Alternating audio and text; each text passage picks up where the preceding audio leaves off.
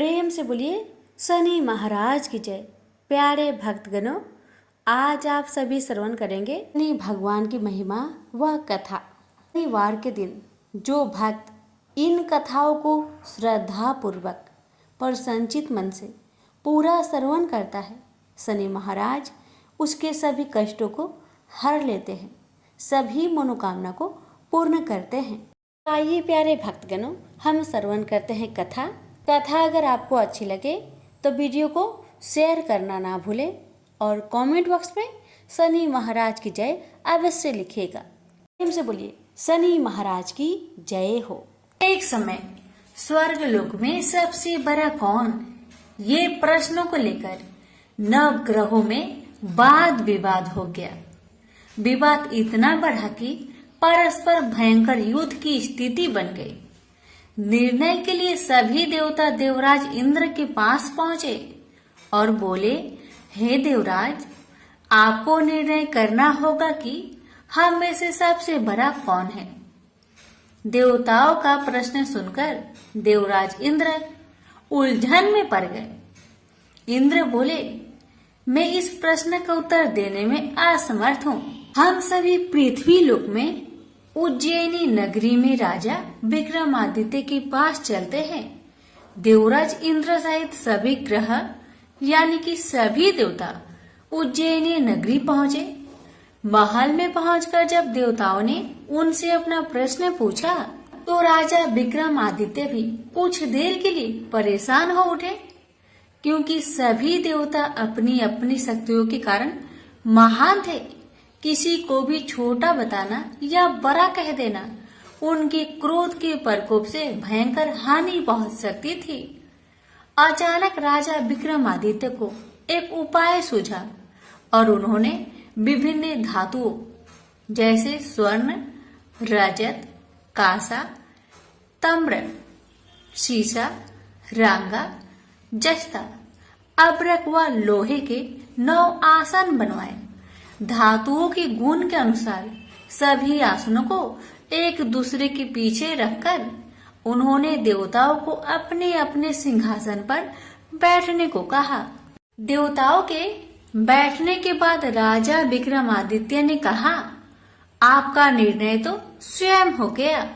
जो सबसे पहले सिंहासन पर विराजमान है वही सबसे बड़ा है।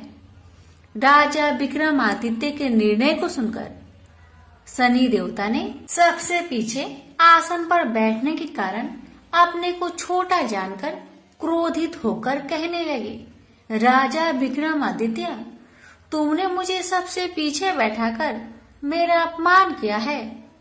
तुम मेरी शक्तियों से परिचित नहीं हो, मैं तुम्हारा सर्वनाश कर दूंगा।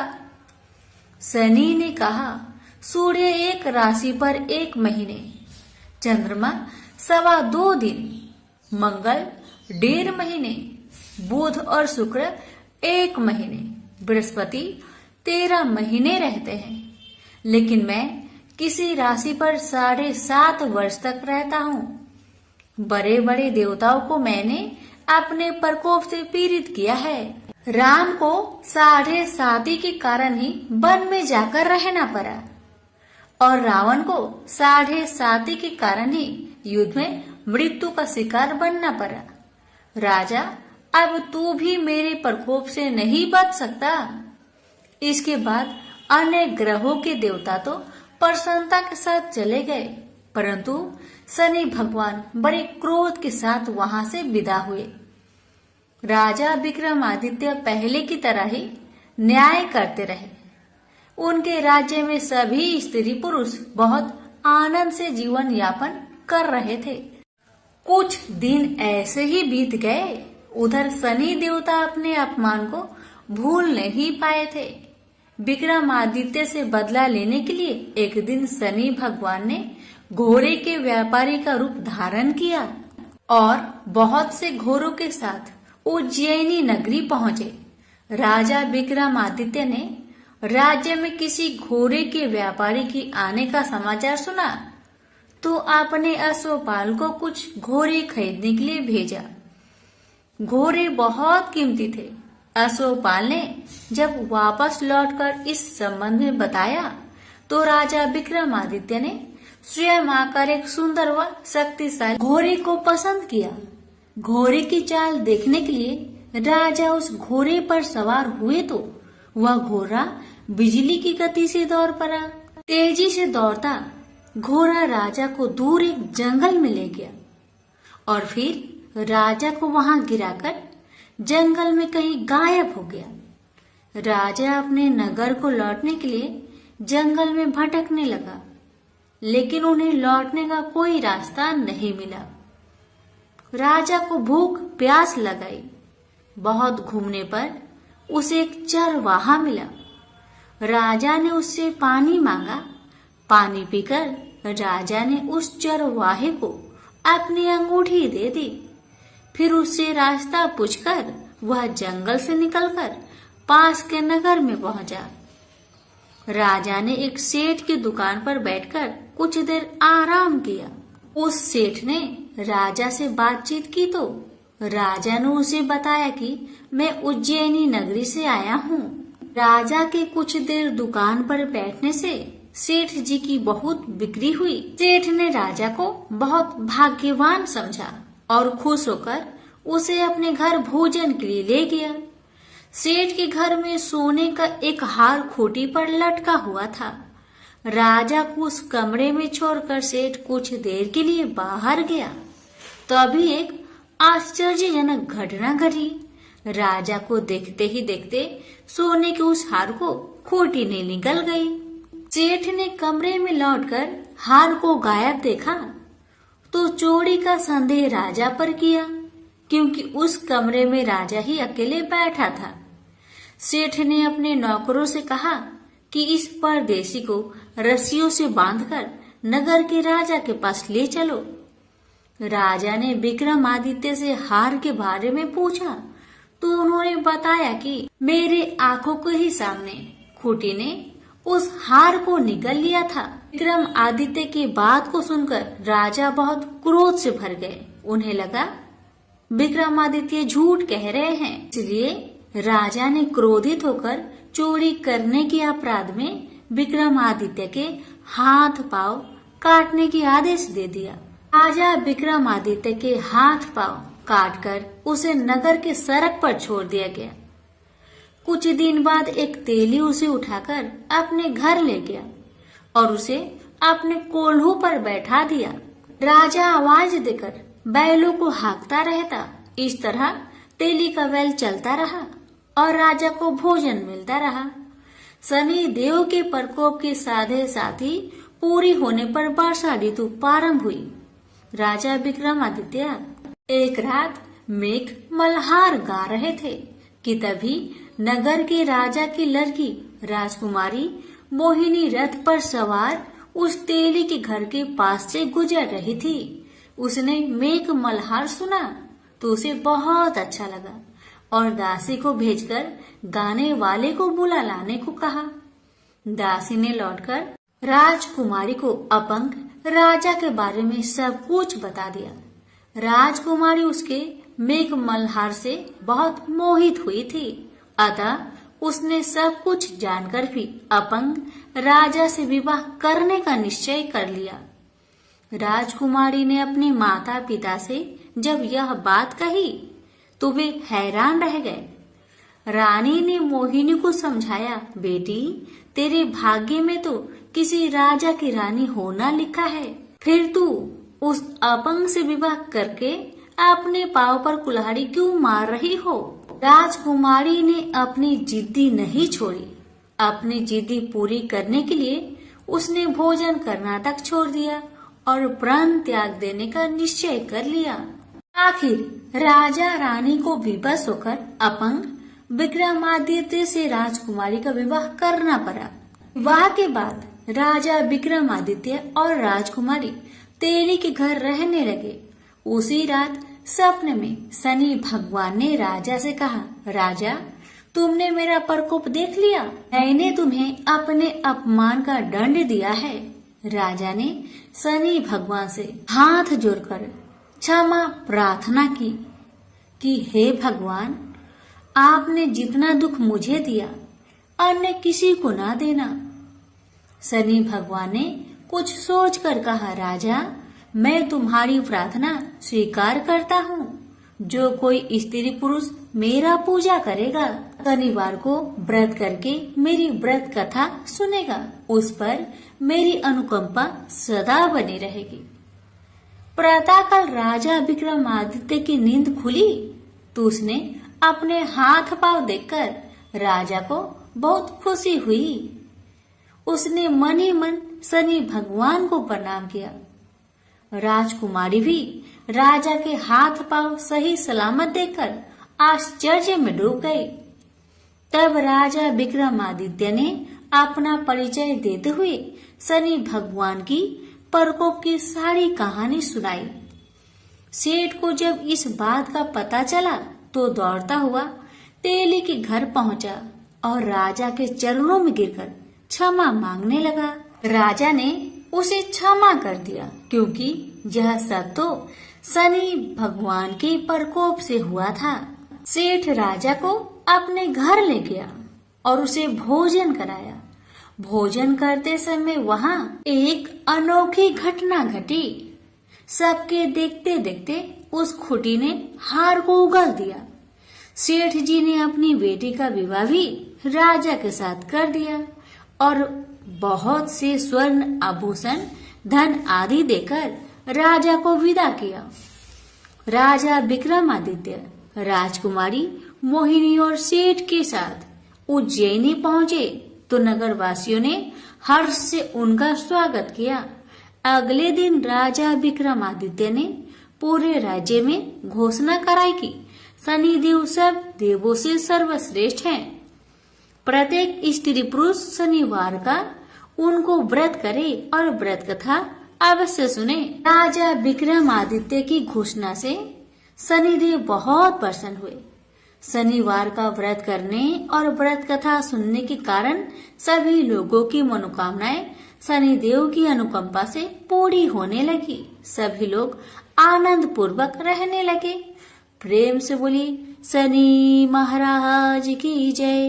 हे शनि महाराज, आपकी कथा कहने वाले, सुनने वाले, हुक्कार भरने वाले सभी भक्तों की सभी मनोकामना को पूर्ण करना, सभी की कष्टों को दूर करना। प्रेम से बोलिए शनि महाराज की जय। आप श्रवण करें शनि महाराज और ब्राह्मण की कथा। बहुत समय पहले की बात है। एक ब्राह्मण और ब्राह्मणी एक गांव में रहा करते थे। ब्राह्मण हर रात अपने सपने में नीली घोड़ी पर नीले कपड़े पहने एक आदमी को देखता था और वह आदमी कहता था, हे ब्राह्मण देवता, मैं तेरे लगूंगा। ब्राह्मण घबराकर उठ जाता और अगले दिन यही सपना उसे फिर आता। यह सपना उसे रोज आने लगा। ब्राह्मण बहुत परेशान हो गया और चिंता के मारे दुबला होने लगा, सूखने लगा। तो एक दिन उसकी पत्नी ने उससे कारण पूछा, हे ब्राह्मण देवता, आपको मैं इतनी अच्छी अच्छी भोजन पकाकर देती हूँ, फिर भी क्या कारण है कि आप दुबले होते जा रहे हैं? ब्राह्मण ने अपनी सपने की सारी बात पत्नी को बताया। ब्राह्मणी बोली, मुझे लगता है अवश्य ही वो शनि महाराज होंगे। अब की बार जब वो आपको दिखे तो आप कह देना, लग जाओ, पर 1:15 से ज्यादा मत लगना। उस दिन फिर सपना आने पर ब्राह्मण ने कहा, लग जाओ, पर कितने समय के लिए लगोगे? शनि जी बोले, 7.5 वर्ष का लगूंगा। ब्राह्मण ने कहा, क्षमा करे शनि भगवान, इतना भारी तो मुझसे झेला नहीं जाएगा। तब शनि भगवान बोले, तो 5 वर्ष का लग जाता हूँ। ब्राह्मण ने मना किया तो शनि जी कहने लगे, 1:15 का तो लगूंगा ही, इतना तो कोढ़ी कलंकी भिखारी के भी लग जाता हूँ। तब ब्राह्मण ने कहा, ठीक है। ब्राह्मण को 1:15 की शनि की दशा लग गई। ब्राह्मण ने दीन से जाकर ब्राह्मणी से कहा, मेरे 1:15 शनि की दशा लग गई है, इसलिए मैं जंगल में जाकर यह समय वहीं पर बिताऊंगा। मेरे लिए खाने पीने का सामान एक पोटली में बांध दो। और हाँ, मेरे जाने के पीछे तुम किसी से झगड़ा मत करना। इस बात का खास ध्यान रखना। ज्यादातर घर में ही रहना और बच्चों का ध्यान रखना। इस सवा पहर के समय में कोई भी गाली दे तो चुपचाप सुन लेना, बहस मत करना। यह समझाकर ब्राह्मण जंगल में चले गए। जंगल में ब्राह्मण एक पीपल के पेड़ के नीचे बैठ गए और हनुमान जी का पाठ करने लगे। एक पहर बीत गया। ब्राह्मण ने सोचा बाकी बचा समय रास्ते में बीत जाएगी, इसलिए वहां से चल दिया। रास्ते में एक बाड़ी में मतीरे लगे थे। माली से एक मतीरा खरीदा, पोटली में बांधा और आगे को बढ़ा। आगे एक आदमी मिला जो असल में कोई और नहीं, भगवान शनि महाराज थे। ब्राह्मण से पूछा कि पोटली में क्या है? तब उसने कहा मतीरा है। तब शनि भगवान बोले दिखाओ। ब्राह्मण ने पोटली खोली। उसमें वह मतीरा राजकुमार का कटा हुआ खून से लथपथ सिर दिखाई दिया। तो शनि भगवान ब्राह्मण को राजा के पास ले गए और कहा कि इस ब्राह्मण ने राजकुमार की हत्या कर दी है। इसके पास पोटली में राजकुमार का सिर है। राजा ने कहा मैं यह नहीं देख सकता, इस ब्राह्मण को सूली पर चढ़ा दो। राजा के यहाँ हाहाकार मच गया। ब्राह्मण को सूली चढ़ाने से पहले पूछा गया कि तुम्हारी कोई आखिरी इच्छा हो तो बताओ। ब्राह्मण ने सोचा किसी तरह सवा पहर पूरा बस हो जाए। ब्राह्मण ने सोच समझकर कहा। उसने कहा कि वह रोज बालाजी का कथा सुनता है। मरने से पहले अंतिम बार बालाजी का कथा सुनना चाहता है। ब्राह्मण को कथा सुनाने का प्रबंध किया गया। कथा कहते कहते सवा पहर पूरा हो गया। शनि की दशा टलते ही राजकुमार शिकाल खेल कर लौटा हुआ दिखाई दिया। राजकुमार को आता देखकर राजा बहुत खुश हुआ, लेकिन उसे निर्दोष ब्राह्मण की हत्या का दोष लगने का डर सताने लगा। उसने तुरंत घोड़सवार सैनिकों को ब्राह्मण को आदर सहित ले आने के लिए भेजा। ब्राह्मण राज दरबार में आया तो राजा ने क्षमा मांगी और पोटली दिखाने के लिए कहा तो पोटली खोली तो उसमें मतीरा था। राजा ने इन सब के बारे में पूछा तो ब्राह्मण ने बताया मुझे सवा पहर की शनिचर की दशा लग गई थी, इस कारण यह सब तमाशा हुआ। राजा ने पूछा यह दशा कैसे टलती है? ब्राह्मण बोला राजा या सेठ के लगे तो काला हाथी या काला घोड़ा दान करे, गरीब के लगे तो पीपल की पूजा करे और बोले साचा शनिचर कहिए जाके पाओ सदा ही पढ़िए। शनि भगवान की कहानी सुने, तिल का तेल और काला उड़द दान करे, काले कुत्ते को तेल से चुपर कर रोटी खिलाए तो शनिचर की दशा उतर जाती है। राजा ने उसे मतीरा वापस दे दिया। घर आकर ब्राह्मण ने मतीरा काटा तो उसमें बीज की जगह हीरे मोती निकले। ब्राह्मणी ने पूछा यह कहाँ से लाए हैं? आप तो कह रहे थे कि शनिचर की दशा लगी है। ब्राह्मण ने कहा जब दशा लगी थी तो यह मतीरा राजकुमार का सिर बन गया था। जब शनि की दशा उतरी तो शनि भगवान निहाल कर गए। हे शनि देवता, जैसे ब्राह्मण के शनि की दशा लगी वैसे किसी का ना लगना। बोलिए प्रेम से शनि महाराज की जय। पार्वती जब भी अपने पति शिव के साथ दूसरे देवताओं के निवास स्थान पर जाती और वहां उनके सजे धजे सुंदर भवनों को देखती तो उन्हें बड़ी ही हीनता का बोध होता। वे यह महसूस करती कि हमसे छोटे छोटे देवताओं के पास भी बड़े बड़े भव्य भवन हैं, लेकिन हमारे पास तो कुछ भी नहीं। कहने को मैं आदि देव शिव की पत्नी हूँ, लेकिन रहने के लिए मिली है कैलाश पर्वत की कंदराएं और पहनने के लिए वल्कल। किसी उचित आवास के अभाव में अन्य सुख सुविधाओं का उपभोग नहीं कर सकती। एक दिन पार्वती ने अपने मन की व्यथा अपने पति शिव से कही। शिव जी सुनकर मुस्कुराए, फिर बोले, इसमें हीनता की तो कोई बात ही नहीं देवी।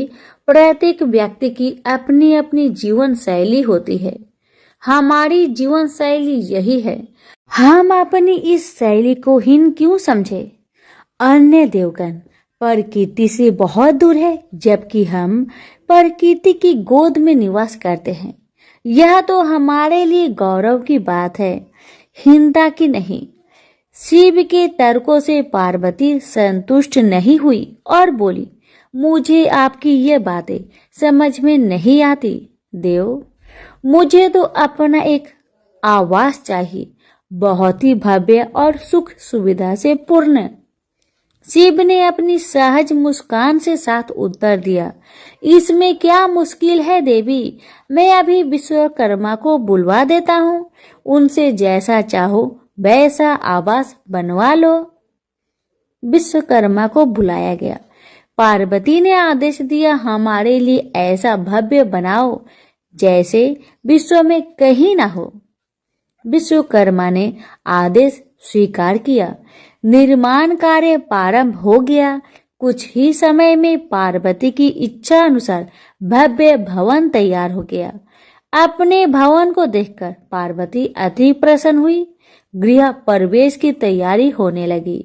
पार्वती चाहती थी गृह प्रवेश के समय सभी प्रमुख देवता हमारे यहाँ उपस्थित रहे। शिव ने अपनी सहमति दे दी। सभी प्रमुख देवी देवताओं को आमंत्रण भेजा गया। यह प्रवेश के समय वे सब कैलाश पर्वत पर आ गए।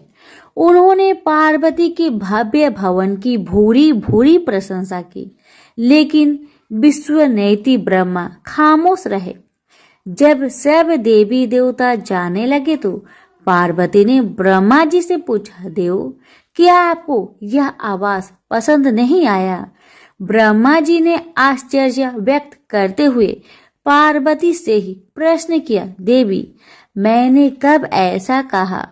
आपके चेहरे की भाव भंगिमा कुछ ऐसे कह रही है प्रभु। पार्वती ने अपनी शंका स्पष्ट की। फिर ब्रह्मा जी को मौन देखकर पार्वती ने अपनी बात आगे बढ़ाई। तो आप कुछ संकोच कर रहे हैं, स्पष्ट कहिए क्या बात है। ब्रह्मा जी ने तनिक रुककर उत्तर दिया, देवी और तो सब ठीक है, लेकिन इस प्रसाद पर शनि की कुदृष्टि है। इतना कहकर वे वहां से चले गए। पार्वती ने ब्रह्मा जी की बात शिव को बतलाई तो वे कुछ चिंता में पड़ गए। पार्वती ने पूछा, प्रभु शनि की दृष्टि से क्या हो सकता है, यह प्रसाद जल सकता है। भगवान शिव ने उत्तर दिया, हाँ। यह सुनकर पार्वती भी चिंतित हो गई और बोली, प्रभु इसके लिए कोई उपाय कीजिए। शिव ने निराश व्यक्त की, शनि की दृष्टि को हटाना सरल नहीं है देवी। शिव का उत्तर सुनकर पार्वती आवेश में आ गई और बोली, सरल क्यों नहीं है।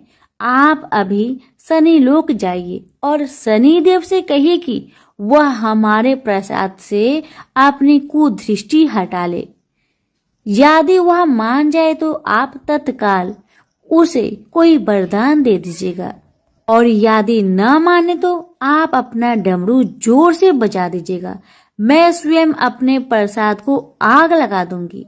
यदि प्रसाद को जलना ही है तो यह मेरे हाथों से जलेगा, शनि की कुदृष्टि से नहीं। इसके बाद मैं शनि को श्राप दूंगी।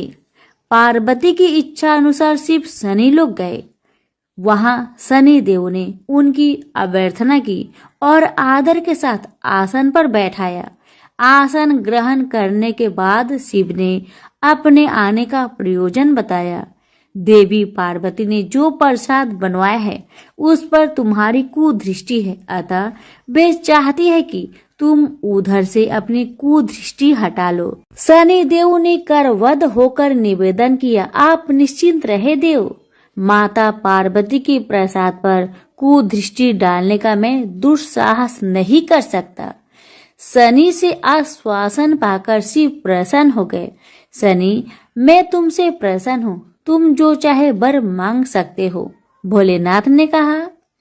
शनि ने विनम्र भाव से कहा, प्रभु, आपका दिया हुआ सब कुछ मेरे पास है, अब मैं और क्या मांगू?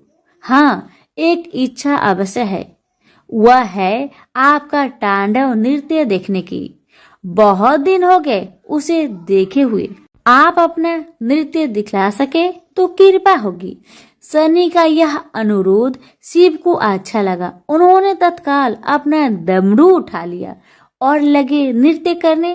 भोले भंडारी ये भी भूल गए कि पार्वती ने डमरू की आवाज सुनकर अपने नवनिर्मित प्रसाद को जला देने की बात कही थी। बस डमरू बजा बजा कर नृत्य करते रहे। उधर पार्वती ने जब कैलाश पर डमरू की ध्वनि सुनी तो उन्होंने सोचा कि शनि ने अपने कुदृष्टि हटाना अस्वीकार कर दिया है, अतः वे बहुत दुखी हुई। उन्हें लगा कि यदि मैं तत्काल अपने नवनिर्मित आवास को आग लगा दूंगी तो वह शनि की कुदृष्टि से बच जाएगा।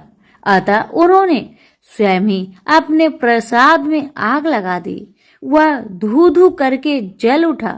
प्रसाद को जलता देख पार्वती का शनि पर क्रोध धीरे धीरे बढ़ने लगा। अब वे उसे श्राप देने को तैयार हो गई, लेकिन उसी समय भगवान शिव वहां पहुंच गए।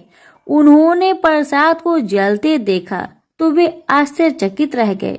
उनकी समझ में ही नहीं आया कि यह कैसे हो गया। फिर अचानक उन्हें सब कुछ स्मरण हो गया। अपनी भूल का उन्हें एहसास हुआ। उन्होंने पार्वती को सब कुछ सुनाया। सच्चाई जानकर पार्वती को भी अपनी जल्दबाजी पर दुख हुआ। अब शनि को श्राप देने का कोई अर्थ नहीं था। प्रत्यक्ष उसका कहीं कोई अपराध नहीं था। फिर भी पार्वती और शिव को यह लग रहा था कि यह सब हुआ शनि की कुदृष्टि से ही, लेकिन स्थिति को देखते हुए वे दोषी नहीं ठहरा सकते। प्रेम से बोलिए शनि महाराज की जय। उमापति शंकर भगवान की जय। पिपलाद और शनि भगवान की कथा, जो भी इनकी कथा को सच्चे मन से श्रवण करेगा उसकी सारी दुख तकलीफ समाप्त हो जाएगी। कहते हैं कि किसी पर शनि की 7.5 होती है तो विद्वानों द्वारा कहा जाता है कि आप पीपल वृक्ष की पूजा करें। आखिर इसके पीछे का कारण क्या है? आइए इस रहस्य को जानते हैं। पिपलाद ऋषि का नाम आप सभी ने सुना होगा। वह महर्षि दधीचि के पुत्र थे। महर्षि दधीचि जिन्होंने अपनी हड्डियों का दान कर दी थी, जिससे इंद्र का वज्र बनाकर और वृत्रासुर का संहार संभव हो पाया था। यह घटना ब्रह्म पुराण की है। शमशान में जो महर्षि दधीचि के मांस पिंड का दाह संस्कार हो रहा था तो उनकी पत्नी अपने पति का वियोग सहन न कर पाई और पास में स्थित पीपल के वृक्ष की कोटर में जो जड़ों के कारण एक गड्ढा बन जाता है, उसमें अपने 3 वर्ष के बालक को रखकर स्वयं चीता पर सती हो गई। इस प्रकार महर्षि दधीचि और उनकी पत्नी का बलिदान हो गया। किंतु पीपल की कोटर में रखा बालक भूख प्यास से तड़पने लगा और चिल्लाने लगा। जब कोई वस्तु से नहीं मिली तो कोटर में गिरे हुए पीपल के फल खाकर वह बड़ा होने लगा। एक दिन देवऋषि नारद वहां से गुजर रहे थे। नारद जी ने पीपल की कोटर में बालक को देखकर उससे उसका परिचय पूछा। बालक ने अपना परिचय दिया और बताया कि मैं नहीं जानता कि मैं कौन हूँ। नारद ने पूछा, तुम्हारा जनक कौन है? तब बालक भी उसी तरह का उत्तर दिया कि वह नहीं जानता कि उसके जनक कौन है। तब नारद जी ने अपना ध्यान धरकर उस बच्चे के बारे में पूरी जानकारी निकाली और उसे बताया कि तुम महान दधीचि के पुत्र हो। तुम्हारे पिता की अस्थियों का वज्र बनाकर ही देवताओं ने असुरों पर विजय प्राप्त की थी। नारद ने बताया कि तुम्हारे पिता दधीचि की मृत्यु मात्र 31 वर्ष की उम्र में ही हो गई थी। बालक ने अपने पिता की अकाल मृत्यु के बारे में जानना चाहा। तब नारद जी ने बताया कि उन पर आई इस विपत्ति का कारण शनिदेव की महादशा थी। नारद जी ने उस बालक को पिप्पलाद नाम दिया, क्योंकि वह पीपल के पत्ते और उसका गुदा खाकर बड़े हुए थे। उसके बाद नारद जी ने उसे दीक्षित किया। नारद जी के जाने के बाद उस बालक ने, जिसका नाम पिप्पलाद था, ब्रह्मा जी की घोर तपस्या की।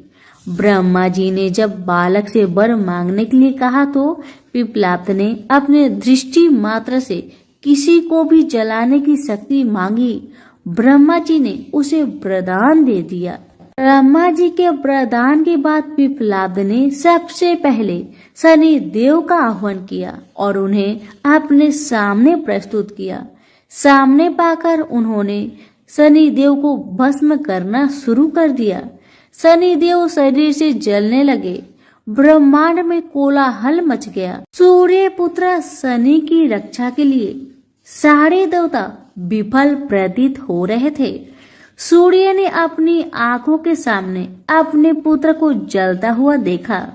ब्रह्मा जी उसे बचाने के लिए विनय निवेदन किया। ब्रह्मा जी ने स्वयं पिप्पलाद के सम्मुख प्रकट होकर शनि देव को छोड़ने के लिए कहा, किंतु वह तैयार न हुए। ब्रह्मा जी ने एक के बदले 2 वरदान मांगने की बात कही।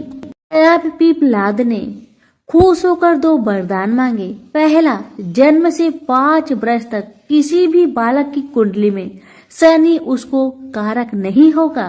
जैसे मैं अनाथ हुआ, शनि के कारण कोई और अनाथ नहीं होगा। दूसरा, उन्होंने कहा मुझे अनाथ को पीपल में शरण दी थी। जो व्यक्ति सूर्य उदय से पूर्व पीपल वृक्ष पर जल चढ़ाएगा, उस पर शनि की बुरी महादशा का असर नहीं होगा। ब्रह्मा जी ने तथास्तु कहकर वरदान दिया। तब पिप्पलाद ने चलते हुए शनि को अपने ब्रह्म दंड से उसके पैरों पर आघात करते हुए मुक्त किया, जिससे शनि देव की पैर क्षतिग्रस्त हो गए और वह पहले जैसे तेजी लायक नहीं रहे। आता तभी से शनि को शनिचराय, जिसे हम आम भाषा में शनिचर कहते हैं, कहा जाता है कि रतिया शनिचरा जो धीरे धीरे चलता है, वह शनिचराय आग से जलने के कारण शनि की काया काली पड़ गई। आप अक्सर किसी भी पीपल के पेड़ के नीचे शनि की काली मूर्ति जरूर देखते होंगे। उसके पीछे यही पौराणिक कारण है। जब शनि की महादशा या 7.5 चलती है, जो आपके लिए अच्छी नहीं है, तो ज्ञानी जनों के पास बहुत सारे उपाय होते हैं, परंतु आम जनों को करने का एक साधारण सा उपाय मैं आपको बताती हूँ, जिसका लाभ 100% मिलता है।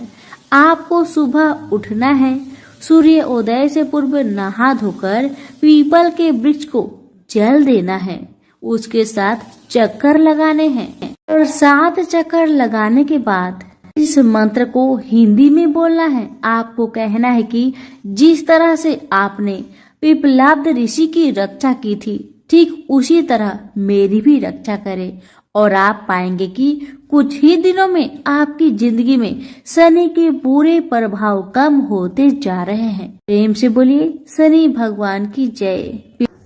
हिंदू धर्म में माँ काली का प्रमुख स्थान है। काली का अर्थ है समय और काल। ऐसा माना जाता है कि उनकी उत्पत्ति समय और काल पापियों के नाश के लिए हुई थी। समय और काल से कोई भी नहीं बच सकता, यह सभी को निगल जाता है। माता पार्वती ने यह भयानक रूप पापियों के विनाश के लिए धारण किया था। माँ काली पापियों के लिए विनाश है और अपने भक्तों के लिए प्रेम से भरी हुई है। जो भी प्राणी सच्चे मन से माँ की भक्ति करता है, माँ उसे मनवांछित फल देती है। माँ काली की कथा। एक समय दारुक नाम के पापी असुर ने ब्रह्मा जी को परेशान करने लगा। वह उन पर अत्याचार करने लगा। धार्मिक अनुष्ठान यज्ञ बंद करवा दिए गए और स्वर्गलोक को चला गया। सभी देवता विचलित होकर ब्रह्मा जी और विष्णु जी के पास सहायता मांगने के लिए चले। ब्रह्मा जी ने बताया कि दारुक का नाश सिर्फ स्त्री के हाथों से हो सकता है। सभी बड़े देवता भी उससे युद्ध में हार चुके थे। अंत में यह निश्चय किया गया कि दारुक का वध भगवान शिव की पत्नी माता पार्वती करेगी। भगवान शिव ने अपना तीसरा नेत्र खोलकर भयानक और प्रचंड महाकाली को जन्म दिया।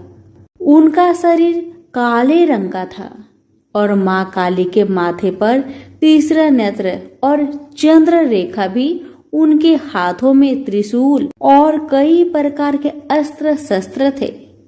महाकाली के प्रचंड रूप को देखकर सभी देवता थर थर कांपने लगे और वहां से भागने लगे।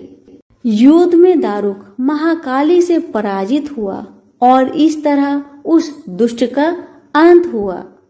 महाकाली के भयानक रूप से चारों तरफ अग्नि की भयानक लपटें उत्पन्न हो गई।